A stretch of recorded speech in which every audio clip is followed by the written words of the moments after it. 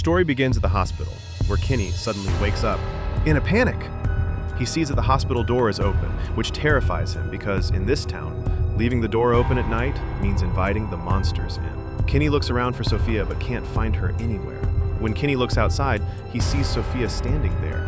But we know this isn't the real Sophia. It's actually the Yellow Jacket Man disguised as Sophia, acting. Kinney has no idea about this, and seeing the monsters approaching, he quickly pulls Sophia inside and shuts the door just in time. Angry, Kinney starts scolding Sophia for going outside, when Sophia, pretending to cry, says her father is no longer alive. Hearing this, Kinney's anger cools down because something similarly terrible happened to his own father, but he doesn't know that Sophia's father wasn't killed by any monster. It was this creature disguised as Sophia who killed him. Soon after, Marielle also arrives, and when she learns about this, she starts comforting Sophia. The next day at the colony house, Boyd wakes up and runs into Elgin. Elgin gets quite nervous seeing Boyd because we know what Sarah and Boyd did to him in the previous episode.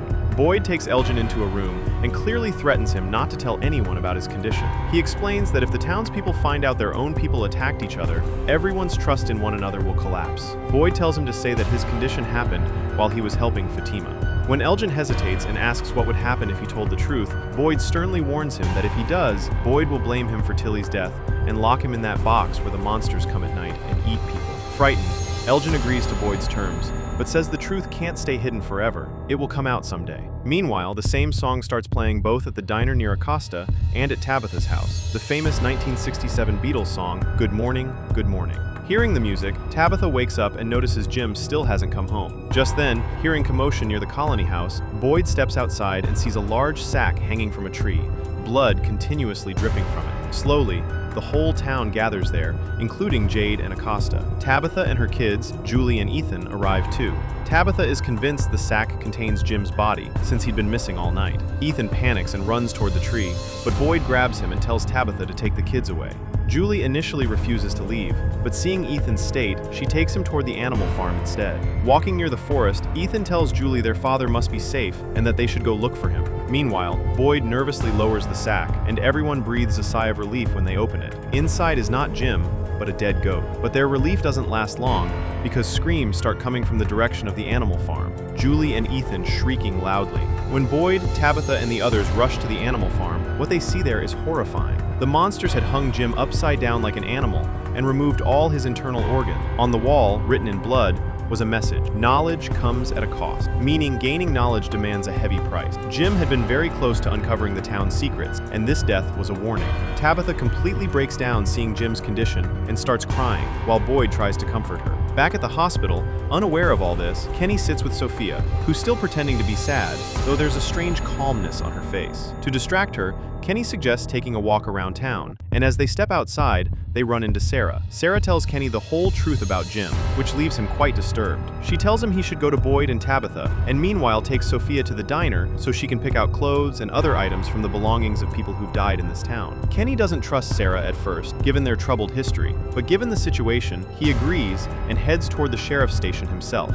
At the diner, Sophia looks at the items there in a strange way and says this is what remains of people who are gone now. She puts on a pair of glasses that look exactly like hers and tries to touch a ballet dancer statue, but pulls her hand back in fear, suggesting this statue has some deep connection to the town's secrets. Meanwhile, Ethan is so consumed by anger and grief over his father's death that he starts trashing his own house. When Tabitha comes to calm him down, Ethan lashes out at her instead, saying it's because of their constant fighting that his father didn't come home. That's why all this happened. Ethan storms out of the house in anger. Tabitha tries to reassure Julie that it's not their fault, but Julie, also angry, says there's no point in talking about it now and goes after Ethan. Meanwhile, Boyd, Jade, and Ellis load Jim's body onto a cart and take it to the church, where the rest of the grieving townspeople watch. At the church, Boyd wonders what the message could mean, when Jade tells him that what he and Tabitha had discovered about the children and the monster's old ritual might be exactly what got Jim killed, for getting too close to solving it. Boyd is shocked to hear this and tells them to find out the truth quickly. At home, Julie puts Ethan to sleep and starts thinking things through. She suddenly remembers that back at the start of season 2, when Boyd was trapped in the ruins, the dungeon, it was Julie who threw him the rope during his seizures. Julie realizes she is a story walker, someone who can travel into the past. She quietly slips out while Ethan sleeps. Donna tries to stop her, but Julie insists on going to Randall, telling him she wants to return to those same ruins so she can go back in time and save her father, Jim. Randall doesn't believe her at first, but still goes with her into the forest to the ruins. Randall stands among the ruins first, but nothing happens. However, the moment Julie stands there, her eyes turn white, and she's transported into the past scene where Jim and Boyd were trapped in the RV trying to escape the monsters. Julie calls out to Jim, but he can't hear her and leaves. Just then, a monster from the past spots Julie and attacks her, revealing that monsters can see these storywalkers even in the past. In the present, Randall sees Julie writhing in pain and immediately pulls her out of the dungeon. Julie regains consciousness, badly shaken. Randall warns her not to use this power again so soon, as it could have serious side effects. Elsewhere in town, Victor also learns of Jim's death and sits at the animal farm holding a rope, saying everything is going to end. His father, Henry, comforts him, saying they'll face it together. Tabitha returns home to find Ethan isn't there and frantically tells Donna. Both women grow worried about where Ethan could have slipped off to unnoticed. Without wasting time, Tabitha heads into the forest to search for him. Meanwhile, Acosta, who has completely lost her nerve out of fear, steals the ambulance parked outside the hospital, planning to flee the town.